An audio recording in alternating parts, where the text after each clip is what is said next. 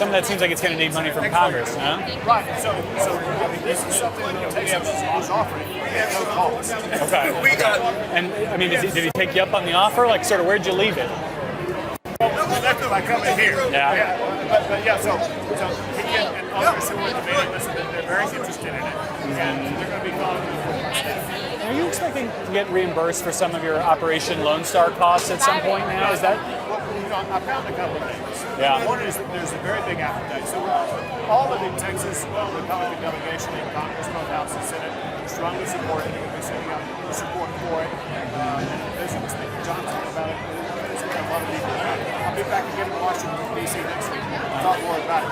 But know this. It's more than just reversing this for what we did.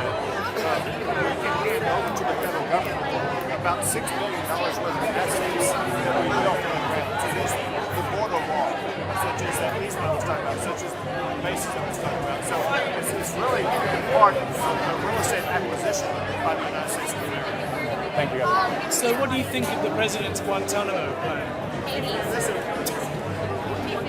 the federal government should utilize as many different holding or potential locations as they can get. And from what I understand, I think those 13 gang members have been sent to get them. These are the most dangerous people. There's no reason why facilities like this should not be used to detain these criminals in the United States illegally. What about the El Salvadorian offer? So it's clear that El Salvador is being a very good cooperative country with us.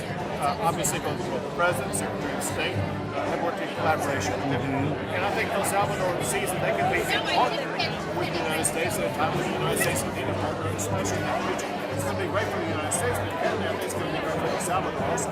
Even if it involves U.S. citizens? That again? Even if it involves U.S. citizens being detained in El Salvador? Yeah, they offered to house they offered not just to take migrants back. They offered to house American prisoners, essentially U.S. citizens convicted of crimes. So the people have to be detained, whether it's really, housing prisoners is not called detaining, it's called imprisonment. Right. These are people convicted of crimes in the U.S. Yeah. Exactly. So whatever deal the president's able to work out with El Salvador, go for it. Governor, what's been the biggest difference in these first few weeks of the Trump administration along the border? Have you seen a dramatic decline or faster ability to... A total evaporation of people across the border. On top of the already low numbers that were... Yeah, so we were going from thousands a day to dozens a day. And there's basically no sight of people trying to cross the border, with the only exception, not being the people who were typically coming across the border, but that we still have the cartels trying to smuggle certain people and certain contraband across the border. Our fight now is with the cartels and the illegal activity they're trying to promulgate on the border. And you already had National Guard troops on the border, right? We still have 5,000 National Guard troops. So what do these new U.S. military deployments do on a practical level to help Texas? Oh, a lot. So the main thing the U.S. military does, because of the blessing of Atanas, they got to make arrests.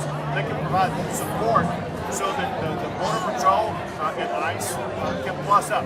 That said, you probably are aware that Texas National Guard have been deputized to be basically ICE agents to enforce the immigration laws. ICE governor can do that. And so I think the Texas military is helping ICE and the Border Patrol perform their apprehension and detention, as well as sending back function. Do you have any concern or intrigued at all by the fact that Elon Musk and his team are getting such rapid and sort of unfettered control to certain parts of the federal government? Are you any concerned that, for example, payments wouldn't be made on time to Texas?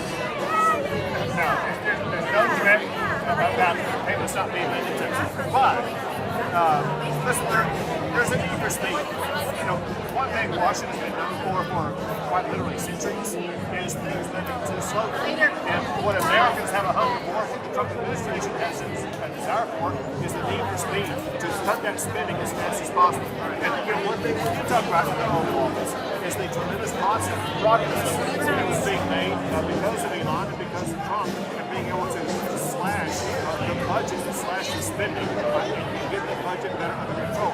The budget in the United States had grown way too big, and President Trump, he is getting aid from Elon. They're working on trimming that budget. What's it like being back in the White House after all these years? Great.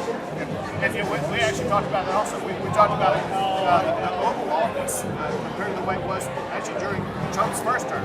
And we both agreed it looks even better than it was the last time he was there. What do you think about President's proposal for Gaza? Listen, one thing Trump has talked about a lot. He's always playing chess while everybody else is playing chess. They're going to take it seriously. Thank you, Governor. Thank you, Governor. Come by anytime.